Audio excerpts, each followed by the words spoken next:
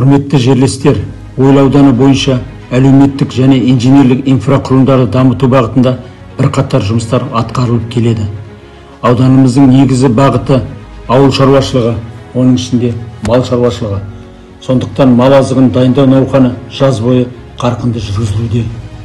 Аудан тұрғындарын мал азығымен толық қамтамасыз ету мақсатында шаруа қожалықтарымен келісе отырып 1897 аулаға, яғни 90% мал азығы түсірілді. Бұл бағыттағы жұмыстар әлі де жалғасуда. Орташа бағасы 400-600 теңге аралығында. Мал азығын дайындауда лиманды алқап өте қолайлы.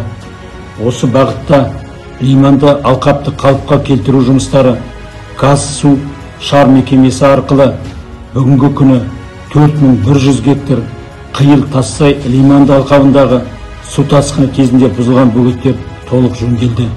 Енді Тамдыкөл лиманды алқабындағы бұзылған бөгеттерді қалыпқа келтіру жұмыстары жүргізілетін болады.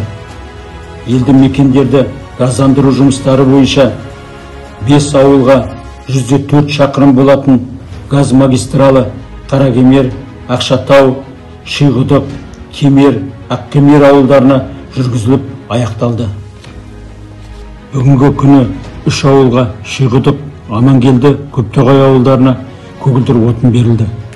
Ағымдағы жылы 4 ауылдың Қаракемер, Ақшатау, Кемер, Ақкемер ауылдарына жобалау сметалық құжаттары жасалып, сараптамадан өтіп, келесі жылы ауылшылық газ құбырын тарту жоспарлануда. Аудан тұрғындарын толық сапалы ауыз сумен қамтамасыз етуде Көптоғай ауылдық округіне қарасты Қарасу ауылындағы орталықтандырған ауыз су құбырының құрылысы жыл соңына дейін аяқталады. Өзекті мәселелердің бірі болған Ойыл-Қарой бағытындағы автомобиль жолының 15-30 және 30-45 шақырымына орташа жөндеу жұмыстары асфальттау жүргізілуде.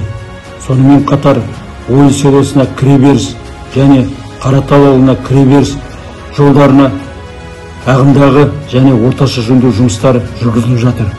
Қаратал ауылындағы Сүлеймен Әулие, Шығанақ Берсиев және Жақия Жүсіпәлиев көшелеріне күрделі жөндеу асфальттау жұмыстары жүргізілуде. Аудан тұрғындарын ойландырып отырған және назарында жүрген Ойыл селосына кіреберіс жолындағы көпір құрылысының жұмыстары қалыпты жүргізілуде. Қазіргі таңда 70 жерасты ұңғыма құймаларының 50-і құйылды, 3 тірек тұрғызылды. 8 тірек көпірдің ұзындығы 33 метр болатын 56 бетон тастамалардың құрылысы жеткізілді. Көпірдің құрылыс жұмыстары жалғасуда.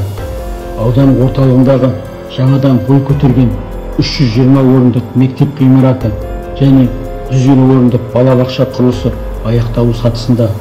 Сонымен қатар Қаратал ауылындағы жаңа 60 орындық балабақша құрылысы толық аяқталды.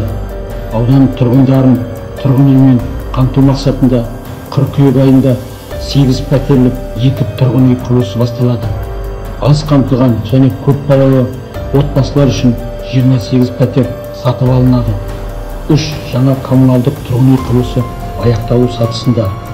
Аудан бойынша тұрғындардың бос уақытын тиімді өткізу, демалуын ұйымдастыру бағытында балалар ойын алаңдары және спорт алаңдары барлық елді мекендерде салынып пайдалануға берілді.